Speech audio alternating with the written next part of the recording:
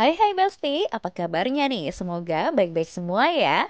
Kali ini Celebrity Fresh hadir menemani Besti-Besti di rumah tentunya dengan berbagai informasi serta fakta-fakta menarik seputar selebriti yang pastinya seru banget nih buat kita bahas. Mengawal informasi hari ini gimana kalau kita lihat cuplikan highlight yang lagi happening banget nih Besti? Langsung aja, ini dia.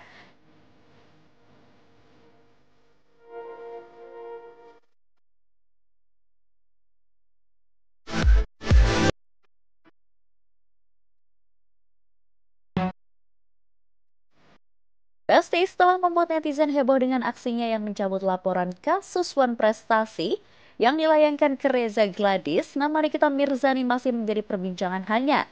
Lantaran diduga menjual salah satu rumahnya yang ada di daerah Serpong. Dalam akun TikTok pribadinya, Nikita Mirzani menjual rumah tersebut dengan harga 2,2 miliar rupiah nih Besti. Banyak warganet yang berasumsi jika keputusan Nikita Mirzani menjual rumahnya tersebut diduga sedang butuh uang untuk membayar hakim dan pengacara yang menangani kasusnya. Namun ada juga yang menduga bahwa Nikita Mirzani menjual rumah tersebut karena tak ingin kenal lagi dengan Fitri Salhuteru. Seperti diketahui di Besti, klaster rumah tersebut merupakan milik mantan sahabat Nikita Mirzani, yakni Fitri Salhuteru, yang kini sedang berselisih dengannya.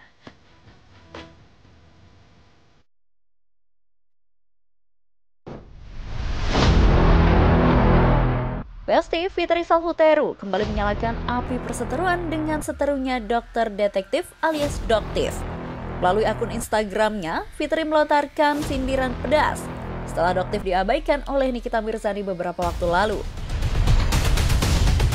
Tanpa basa-basi, Fitri Salhuteru langsung menembakkan sindiran tajam kepada wanita bernama Asli Samira itu nih Besti.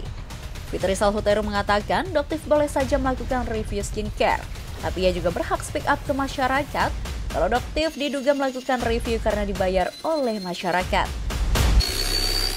Tak hanya itu saja nih Besti, Fitri Salhuteru juga kembali menyinggung tudingan mengenai suaminya yang dituduh melakukan judi online.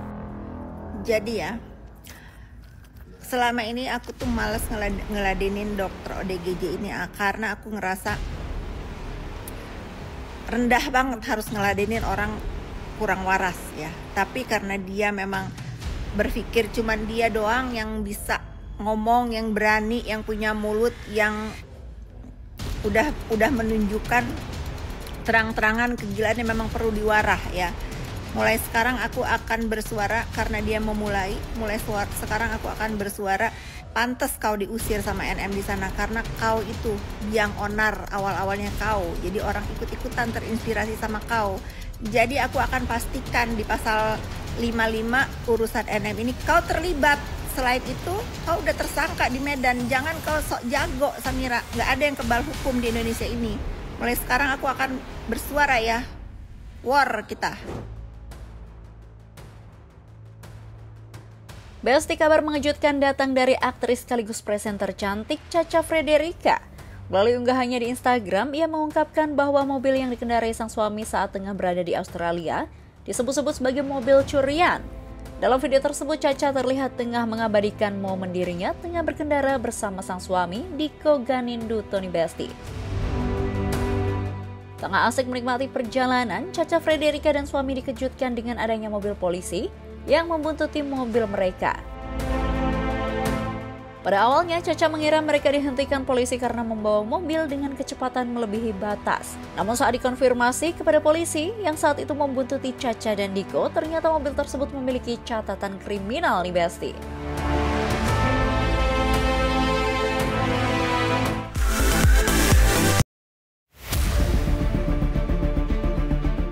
Selanjutnya ada informasi terupdate dari Fadel Bajideh yang baru saja sidang kasus tindak asusila yang dilaporkan Nikita Mirzani.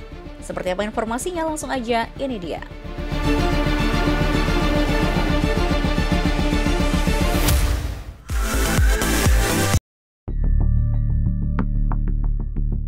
Besti, sidang dugaan tindak asusila yang disangkakan kepada Fadel Bajideh kembali digelar di Pengadilan Negeri Jakarta Selatan. Sidang kali ini merupakan sidang lanjutan setelah sidang sebelumnya pihak JPU menghadirkan para saksi. Kali ini juga masih beragendakan yang sama, tapi yang menjadi pembeda kali ini saksi yang dihadirkan pihak JPU merupakan teman Loli. Hari ini saksi yang dihadirkan 3 orang. Temannya Loli, teman itu netizen awalnya, kemudian menjadi teman. Kalau saksi kan harus melihat sendiri, harus ada di situ. Tapi yang disampaikan hari ini yang mereka ketahui saja, selebihnya lebih banyak menjawab tidak tahu.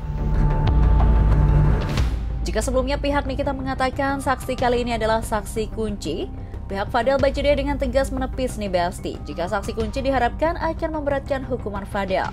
Tapi saksi kali ini justru dinilai bisa meringankan. Pasalnya saksi yang diharapkan oleh pihak JPU kali ini lebih banyak tidak tahu menahu seperti apa peristiwa sebenarnya. Hal ini membuat Oya semakin yakin jika kliennya kali ini akan menang melawan Nikita Mirzani. Banyak nggak tahunya, kalau banyak nggak tahunya apa? Insya Allah meringankan. Alih-alih yakin kliennya akan menang melawan Nikita, Oya Abdul Malik mengatakan bahwa siapapun saksi yang dihadirkan tak masalah lagi bagi mereka. Ini dalam rangka mencari kebenaran. Jadi siapapun yang dihadirkan, ya kita harus dengar apa keterangannya. Bahwa keterangannya itu ternyata banyak yang tidak tahu pun kami harus dengarkan ya, supaya semakin jelas, semakin clear masalah itu. Dan tadi ditutup dengan ketawa-ketawa. Di mata manusia boleh ketukar, di mata Allah nggak pernah ketukar. Yang benar akan tetap benar, walaupun harus melewati yang ruwet ini dan yang gaduh ini. Mudah-mudahan berakhir dengan baik. Sementara mengenai tindak aborsi yang dituduhkan Nikita kepada Fadel, Oya Abdul Malik mengatakan itu tak bisa disebut sebagai tindak kejahatan. Pasalnya, ia menilai apa yang terjadi dalam hubungan percintaan Fadel dan Loli atas dasar suka sama suka. Nggak ada. Ya, percintaan remaja. Terlepas dari kasus asusila yang disangkakan kepada Fadel, ada hal lain yang menarik sidang kali ini nih Besti. Kita banyak berkomentar, tapi saat awak media menanyakan perihal Nikita mendadak mencabut laporan wan prestasi terhadap Reza Gladys, Fadel memberikan respon. Alih-alih mengatakan Nikita tas garang dulu, reaksi Fadel cukup memberikan jawaban.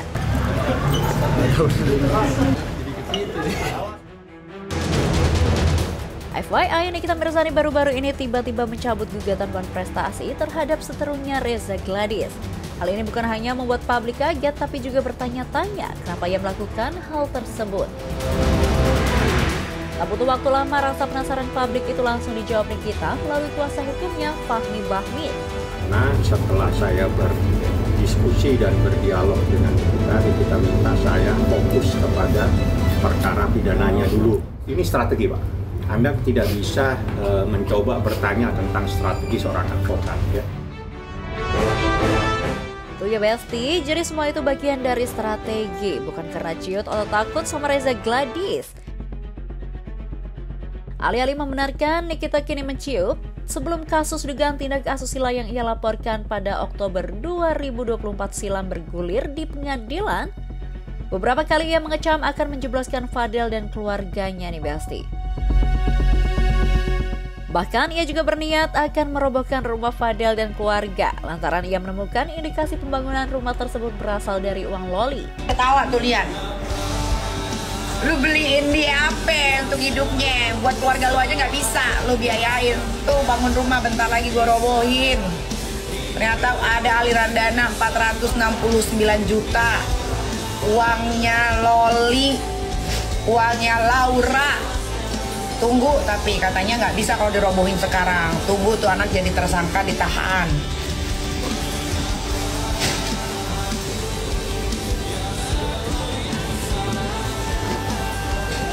Dibilang katanya selama di Jakarta dijagain, kalau dijagain nggak dipukulin, kalau dijagain anak gua nggak diperes, kalau dijagain anak gua tuh bener-bener dijagain, nggak ada tuh yang namanya gugur-gugurin apalah aborsi segala macam, nggak ada sampai bunting, nggak ada. Otak lu di mana satu keluarga Al Bajideh? Lu kalau aja, jangan ngajak-ngajak. Lu sama tuh masih Rasman. Bukan hanya isapan jempol semata, hal itu dibuktikan Nikita Mirzani. Setelah berbulan-bulan dilakukan pendalaman hingga penyelidikan atas laporan Nikita, Fadel pun ditetapkan sebagai tersangka. Namun kini Nikita seolah-olah dibungkam oleh fakta yang diungkapkan Laura dalam persidangan beberapa waktu lalu, di mana Nikita tak segarang dulu saat menyampaikan pernyataannya yang ada air mata yang kini jawaban ia berikan kepada publik. Ya nangis kan itu Loli Putri Semakawaya kan. Tapi alhamdulillah sudah, Laura juga tadi sudah memberikan kesaksian, aku juga udah memberikan kesaksian, ya nanti tinggal tunggu aja proses selanjutnya. Sebagai ibu pengen dengar bagaimana alur ceritanya, tapi ya sudah dengar, ya udah. Ya sudah, yang terjadi sudah terjadi. Amin. Di sisi lain, sebelum mengenakan baju orange, Fadel juga terlihat arogan dan angkuh menantang Nikita Mirzani. Sama ibunya Loli,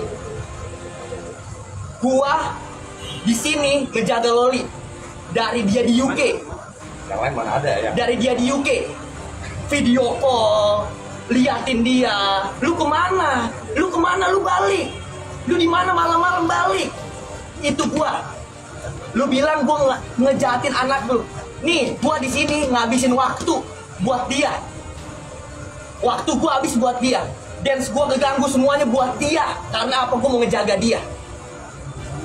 Kalau dibilang semuanya, mana lu nggak pernah ngepost? Post itu bukan kata dari cinta. Post itu bukan kata dari cinta. Post itu bukan kata dari cinta. Cinta itu aksi, yang ditunjukin aksinya, bukan buat postnya. Salah satu gelang ini. Iya, ini gelangnya. Ini gelang. Di Loli juga ada gelangnya, tapi dibuang, nggak tahu gua. Tapi saat dirinya dinyatakan menjadi tersangka dan kini sudah naik status jadi terdakwa, Fadel tak banyak berkata-kata. Yang ada kini ia hanya bisa memperdalam ilmu agama dan fokus beribadah di balik jeruji besi. Di dalam fokus sholat aja lah. Masya Allah, ibadah aja. Oke, jangan kemana-mana dulu ya Besti, karena setelah ini kita akan menghadirkan informasi viral dan gak kalah happening. So tetap di Celebrity Fresh.